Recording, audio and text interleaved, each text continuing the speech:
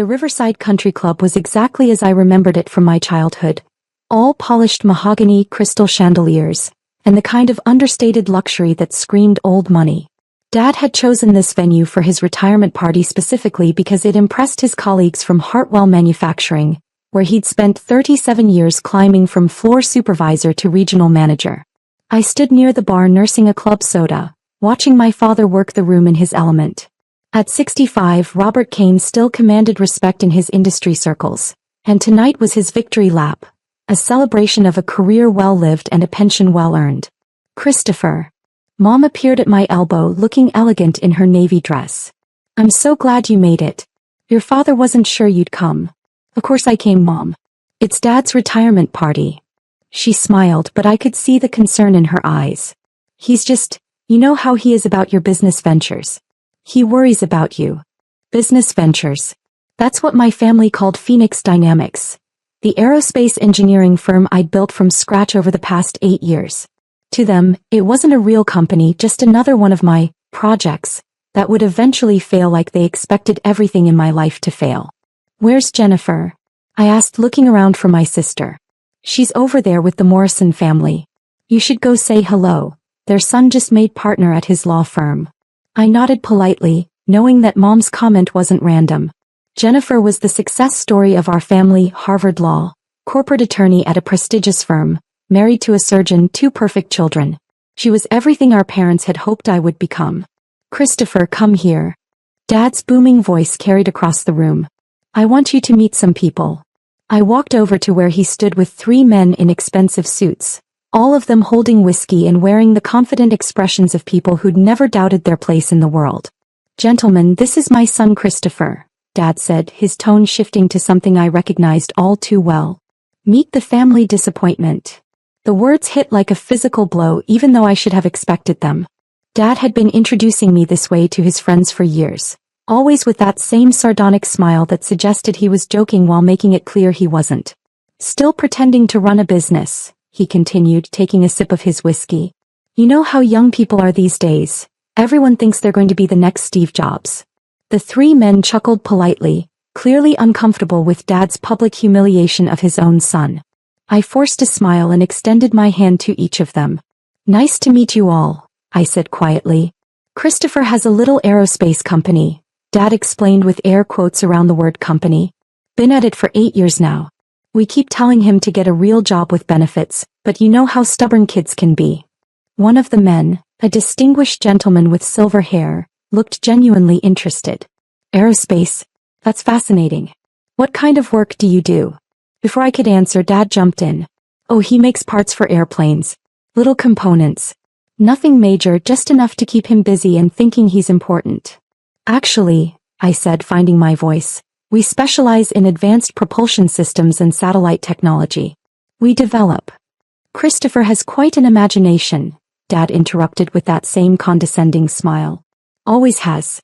Even as a kid, he was building these elaborate Lego contraptions and telling us they were spaceships. The silver-haired man's expression had changed and he was studying me with new interest. Propulsion systems, you said? And satellites. Sir. We've developed some innovative thruster designs that significantly improve fuel efficiency for. Dad, there you are. Jennifer appeared beside us, looking stunning in a black cocktail dress. The Hendersons are asking about your golf tournament next month. Ah, duty calls, Dad said, clearly relieved to escape what he saw as my attempt to oversell my little business. Christopher, why don't you get yourself another drink? Mingle a bit. Maybe you'll learn something about how real businesses operate. As Dad walked away with Jennifer, I found myself alone with the 3 men. The silver-haired gentleman was still watching me intently. I'm sorry about that, I said quietly. Family dynamics, you know? Don't apologize, he replied. Tell me more about these propulsion systems. I'm quite interested in aerospace technology. For the next 10 minutes, I found myself in the most technical conversation I'd had in months. The gentleman, who introduced himself as Dr. Matthews, asked sophisticated questions about thrust-to-weight ratios, fuel injection systems, and orbital mechanics. His 2 companions listened with growing interest as I explained Phoenix Dynamics' breakthrough in ion propulsion technology. Remarkable, Dr. Matthews said when I finished. And you've been working on this for 8 years? Sir. We started in my garage, but now we have a facility about 20 miles outside the city. 37 employees, mostly engineers and technicians. Have you worked with any major aerospace contractors? I hesitated. The truth was complicated and I'd learned to be careful about how much I revealed in social situations. We've done some consulting work for various companies. Nothing I can discuss in detail due to confidentiality agreements. Dr. Matthews nodded knowingly. Of course, the industry is quite secretive. At that moment, a commotion near the entrance caught everyone's attention. A tall man in an expensive suit had arrived, and several people were gravitating toward him with the kind of deference reserved for genuine VIPs. Well, I'll be damned, Dr. Matthews said softly. That's William Anderson. My blood went cold. William Anderson, CEO of Pinnacle Industries, one of the largest aerospace contractors in the world. The man who'd been pursuing Phoenix Dynamics for the past 6 months with increasingly aggressive acquisition offers. Do you know him? I asked, trying to keep my voice casual. We've met at industry conferences. Brilliant man, ruthless businessman. Pinnacle Industries is probably worth what, $15 billion now? Something like that, I managed. Anderson was making his way through the crowd, shaking hands and exchanging pleasantries. But his eyes were scanning the room, and I had a sinking feeling I knew what he was looking for. Or rather, who? Dr. Matthews, I should probably. Christopher. Anderson's voice boomed across the room. There's my favorite acquisition target. Every conversation in the vicinity stopped. Heads turned toward us, including those of Dad and his golf buddies, who had been discussing something near the bar. Anderson strode over with the confidence of a man who owned everything he surveyed. I've been trying to reach you for weeks. We need to talk about that propulsion contract. I felt like the ground was shifting beneath my feet. Mr. Anderson, this really isn't the time or place. Nonsense. When I heard Robert Kane was having his retirement party here, I had to stop by. Imagine my surprise when I learned his son was the brilliant engineer who's been giving my acquisition team such a hard time. The crowd around us was growing larger. I could see Dad pushing through people to get closer, his face a mixture of confusion and concern. You know, Anderson continued, completely oblivious to my discomfort. Your father should be proud. Phoenix Dynamics is exactly the kind of innovative company Pinnacle Industries needs in our portfolio. Portfolio? Dr. Matthews asked, his eyebrows raised. Anderson turned to him with obvious enthusiasm. Dr. Matthews. Good to see you again. Yes, we've been pursuing Phoenix Dynamics for months. Christopher here has developed revolutionary ion propulsion technology that could change the entire satellite industry. We're prepared to offer. Well, let's just say it's a substantial sum. Dad had finally reached us, and he was staring at Anderson like he'd spoken in a foreign language. I'm sorry, Dad said slowly, but I think there's been some confusion. My son runs a small parts company. Anderson looked genuinely puzzled. Parts company? Robert, your son owns Phoenix Dynamics. They've got contracts with NASA, the Air Force, 3 private space companies. We're talking about acquiring them for $4.7 billion. The silence that followed was deafening. Dad's face had gone completely white. 4.7 billion? With AB, Anderson confirmed cheerfully. Though Christopher here keeps turning us down. Very smart negotiator. Probably holding out for 5 billion, aren't you? I could see my father processing this information, his brain trying to reconcile the son he thought he knew with the reality Anderson was describing. There must be some mistake, Dad said weakly. No mistake, Anderson replied. Phoenix Dynamics is one of the most promising aerospace companies I've seen in 20 years. Their thruster technology alone is worth hundreds of millions. Add in their satellite systems, their government contracts, their intellectual property portfolio. Christopher's built something extraordinary. More people had gathered around us now, including Mom and Jennifer, both looking stunned. The golf buddies Dad had been trying to impress were staring at me like I'd grown a second head. Mr. Anderson, I said quietly, perhaps we could discuss this privately? Of course. But first, I have to ask, why didn't you tell me your father worked at Hartwell Manufacturing? We've been trying to get our foot in the door there for years. Their precision machining division would be perfect for our new fighter jet contract. Dad was shaking his head slowly. Christopher, is this real? Do you really own a company worth billions of dollars? Before I could answer, Anderson pulled out his phone.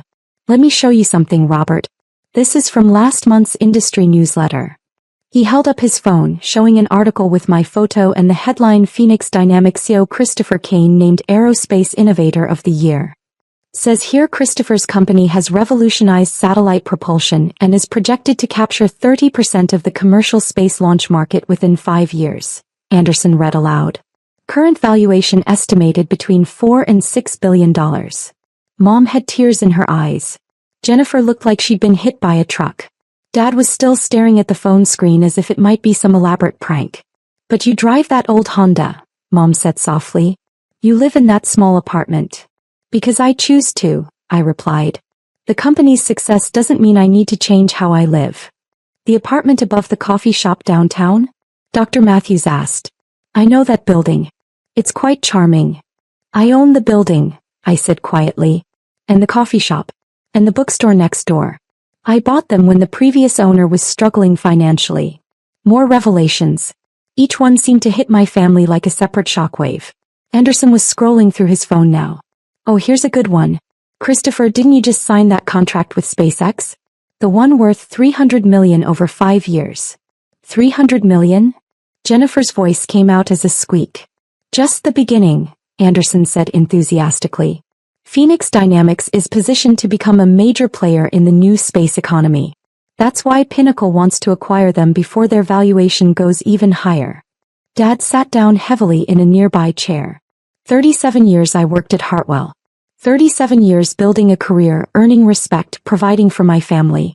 And my son built a billion-dollar company while I thought he was playing with airplane parts. The pain in his voice was unmistakable. Not jealousy or anger, but genuine anguish at how completely he'd misunderstood his own child. Robert, Dr. Matthews said gently, you should be incredibly proud. Your son has accomplished something remarkable. Proud. Dad looked up at me with eyes full of tears. I've been calling him a disappointment for 8 years. I've been telling him to get a real job while he was building something extraordinary, Anderson finished. Robert, I don't know what your family dynamics are, but from a business perspective, your son is one of the most impressive entrepreneurs I've ever encountered. The crowd around us had grown to include most of the party guests. People were pulling out phones, Googling Phoenix Dynamics, finding articles and videos that confirmed everything Anderson had said. Christopher, Mom said, her voice barely above a whisper, why didn't you tell us? It was the question I'd been dreading for years. Because every time I tried to talk about my work, I got lectures about responsibility and getting a real job. It was easier to let you think what you wanted to think. But we're your family, Jennifer said. We should have known. Should you? When was the last time any of you asked about my company without immediately suggesting I give it up and work for someone else? The question hung in the air unanswered because we all knew the truth.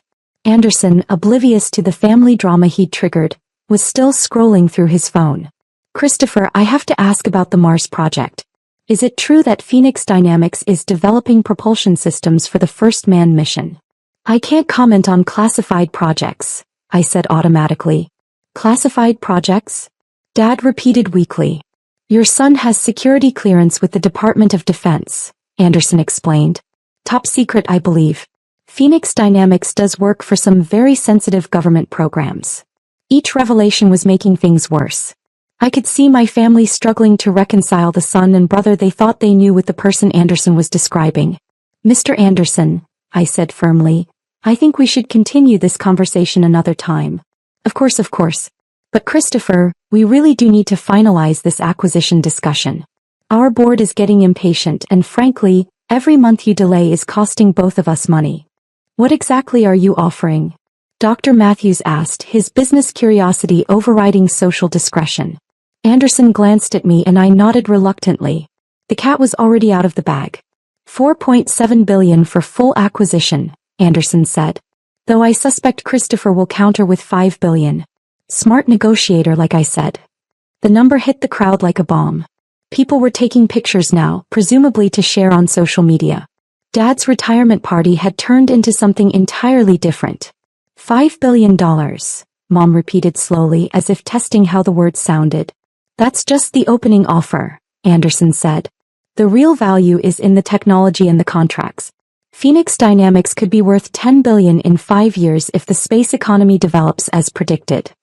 Dad stood up slowly and walked over to me. The crowd parted to give us space, but I could feel everyone watching. Christopher, he said quietly, I owe you an apology. Dad. No, let me say this. For 8 years I've been treating you like a child playing with toys. I've been embarrassed by you, ashamed that my son couldn't get a real job, like his sister. And all this time, you were building something I couldn't even imagine. The pain in his voice was almost unbearable. I called you the family disappointment, he continued. But the truth is I'm the disappointment. I'm the one who failed. I failed to see what you were accomplishing. I failed to support you. I failed to believe in you. Dad, you didn't fail. Yes, I did. And worse, I did it publicly. How many times have I introduced you to people the way I did tonight? How many times have I made you feel small while you were actually achieving greatness? Anderson was watching this exchange with obvious discomfort, probably regretting his dramatic entrance. Dr. Matthews and the other guests were trying to give us privacy while clearly straining to hear every word. You know what the worst part is? Dad said, his voice breaking. You let me do it. You stood there and took my criticism and my mockery, and you never once defended yourself. Why? It was a fair question and one I'd asked myself many times. Because defending myself would have meant using my success as a weapon, I said. I didn't want to hurt you or make you feel bad about your own accomplishments. You worked hard your whole life and built something to be proud of. I didn't want to diminish that. Dad's tears were flowing freely now. You protected my feelings while I attacked yours. You're my father. I love you. Your opinion of me matters more than any business success. But I was wrong. So completely, utterly wrong. Jennifer had joined us now, tears in her own eyes. Christopher, I'm so sorry. We all thought. I know what you thought. It's okay. No, it's not okay, she said firmly. I'm supposed to be your sister, your supporter. Instead, I've been patronizing you for years. Mom had worked her way through the crowd and was now sobbing openly.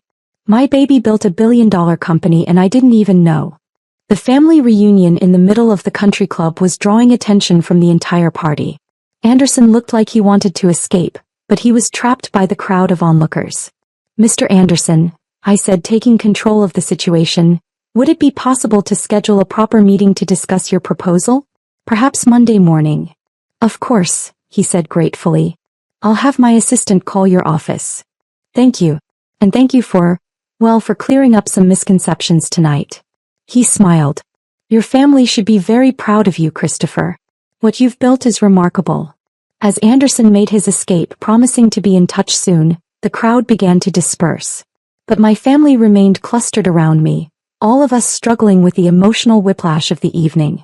Christopher, Dad said finally, can you forgive me? There's nothing to forgive, Dad. Yes, there is.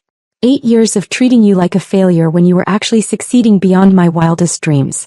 8 years of missing opportunities to celebrate your achievements, to support your work, to be the father you deserved. You were being the father you thought I needed.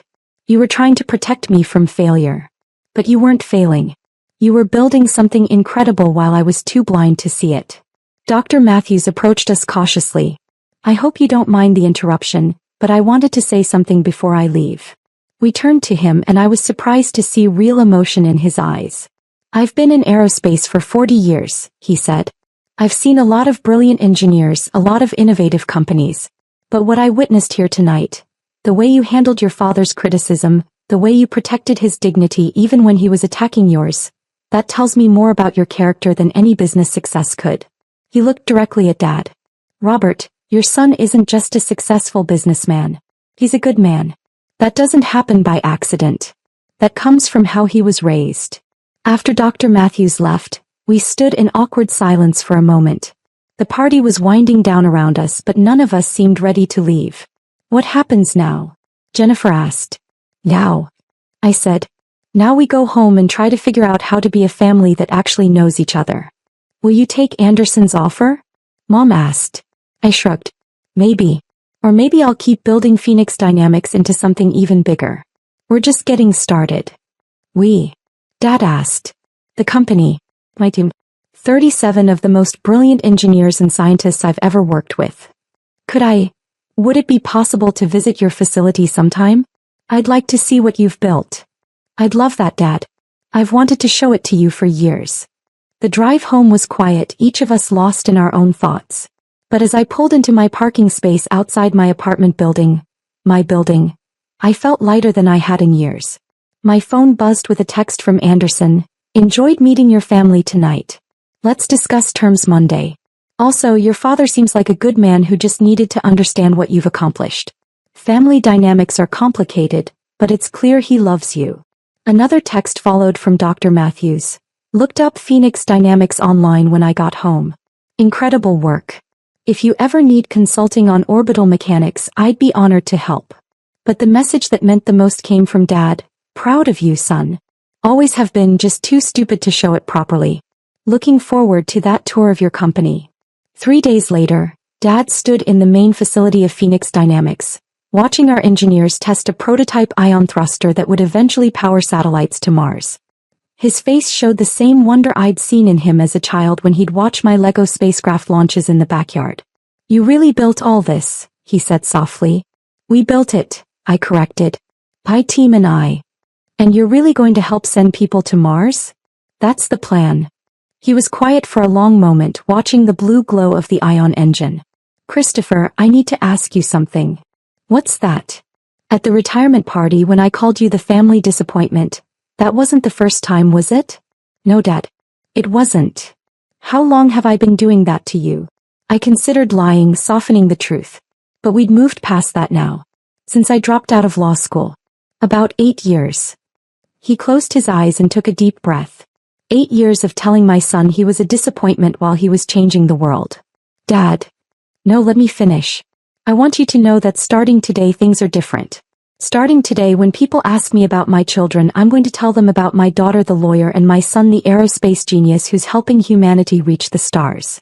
You don't have to. Yes, I do. Because it's the truth. And because you've been patient with me long enough.